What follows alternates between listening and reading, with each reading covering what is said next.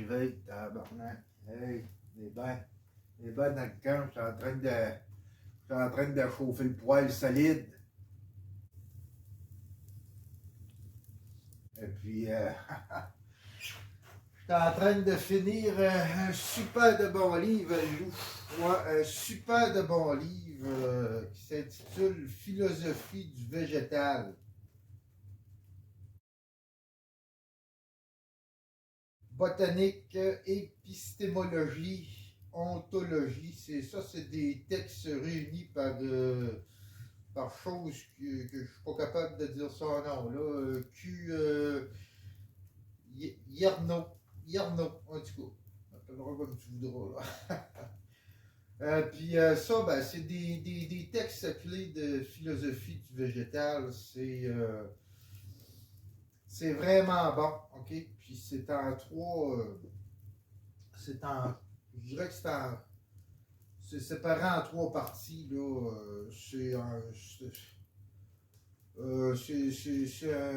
livre qui approche de 400 pages, là. On est dans 374 pages. Ça se lit bien. Quand tu lis, ça se lit bien. Moi, je suis rendu à la troisième partie qui est l'ontologie. Okay? Et puis, la première partie, là, ça parle. La première partie, là, c'est la philosophie du végétal, là, un petit peu par 21. On parle de la philosophie du végétal. Ce sera pas long, il y a un délai.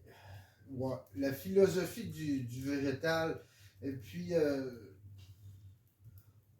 ça explique un peu pourquoi qu'on rabaisse les plantes, ok? Puis,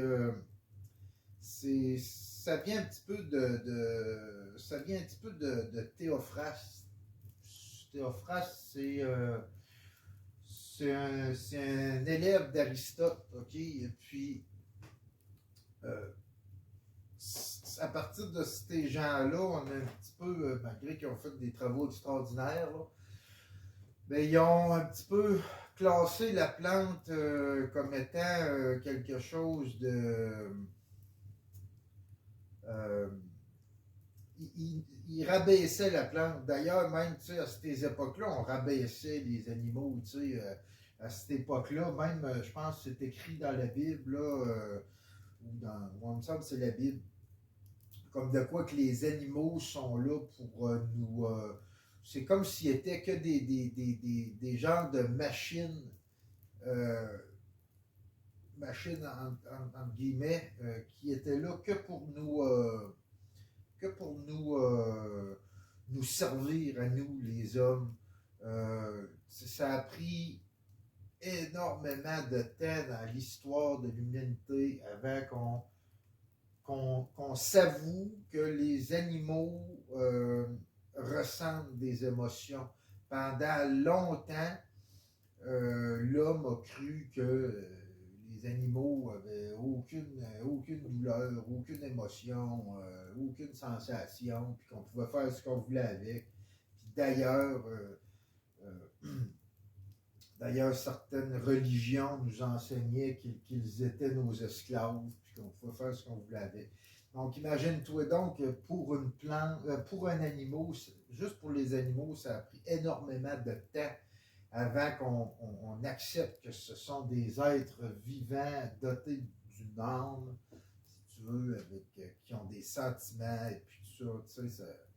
D'ailleurs, ça fait même pas si longtemps qu'on leur a donné des droits. Hein, aujourd'hui, là, si tu commences à battre ton chien en public, c'est pas trop long, tu vas te faire ramasser, puis tu vas avoir des amendes pour ça, puis ils vont partir avec ton chien, puis des choses que tu n'as pas le droit de faire, puis bon. Et puis là, on est un petit peu dans l'air, je te dirais, où on commence, surtout avec nos études et puis tout ça, de plus en plus poussé, on commence à se rendre compte que les végétaux, ce ne sont pas que des choses qui, comment je pourrais dire ça, qui sont banales, ok? Fait qu'un jour, on va venir qu'à accepter les végétaux dans notre règne, ok? okay, dans notre cycle de la vie, dans notre égal, chose que moi j'ai faite. Ça, c'est des choses qui vont changer, ça va changer la face du monde. Tu sais, on pourra, je lisais dans un autre livre, Le Dernier Caribou, ok? Euh, il y a certaines personnes qui essayent de donner des droits à la nature. Okay? Donner des droits à la forêt, donner des droits, un petit peu comme, tu sais, on a accepté que les. On a accepté, on a fini par comprendre que les animaux n'étaient pas des machines mises sur terre par Dieu pour assouvir les besoins de l'homme. Okay? Eh bien, et puis, on est venu un jour à leur donner des droits. Comme je dis, tu n'as pas le droit de battre ton chien à grand coup de pied dans le cul. Okay? C'est une cruauté envers les animaux. Mais là, on va rentrer un moment donné dans un stade où on va parler de cruauté des végétaux. Là l'homme va commencer tu sais, c'est des phases que l'homme faut qu'il fasse, OK? Pour sa propre survie à lui. OK? Ça va peut-être paraître un peu fou, là, mais bon. Dans le livre Le Dernier des Caribous, Michel Leboeuf nous explique qu'il y a des gens qui essayent de donner des droits à nos forêts, des droits aux végétaux. Ça veut dire qu'un arbre devrait avoir le droit, avant de se faire abattre, avant de se faire retirer la vie, d'atteindre une maturité. C'est son droit, ça, à l'arbre. Okay? Et puis ça change énormément des choses. Là, ici, le gars, ils t'ont bûché des montagnes, ils t'ont tout décalissé, il ne reste plus rien, ils ont passé le peigne. Écoute, c'est rendu à la terre, ils ont détruit un écosystème. Donc, en donnant des droits à nos forêts, en donnant des droits à nos arbres, à atteindre une certaine maturité, on arriverait à protéger de plus en plus nos forêts, puis tout ça. Tu sais, l'humanité est tellement jeune, regarde, ça fait pas si longtemps qu'on a donné les droits aux femmes de voter. Hein?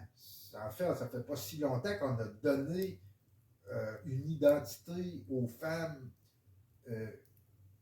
non pas comme étant une esclave de l'homme, mais Christ comme étant une identité égale à l'homme. C'est fou, là, ça fait pas si longtemps. L'humanité est tellement jeune, tellement primitive, extrêmement primitive dans la conscience de ce qui entoure l'homme. Tu sais, on regarde les végétaux comme si ça serait une chose banale, alors que c'est une chose extraordinaire. C'est d'ailleurs, les végétaux devraient être classés ici, OK, en haut de tout. Pourquoi? Parce que c'est à cause des végétaux que l'homme est capable de vivre. Hein? C'est à cause de nos arbres qui nous créent de l'oxygène, et puis tout ça, qui filtre, et puis bon. Sans les végétaux, on mourrait. Ça fait qu'un jour, il va falloir les mettre sur un piédestal. Donc, la première partie de notre livre, c'est de la botanique. Après ça, c'est de l'épistémologie. Qu'est-ce que c'est ça de un peu, là, Lou, là, t'as le bégaye un peu, là. 127. J'ai pris de notes quelque part, un peu. 127. Épistémologie des sciences végétales. Okay?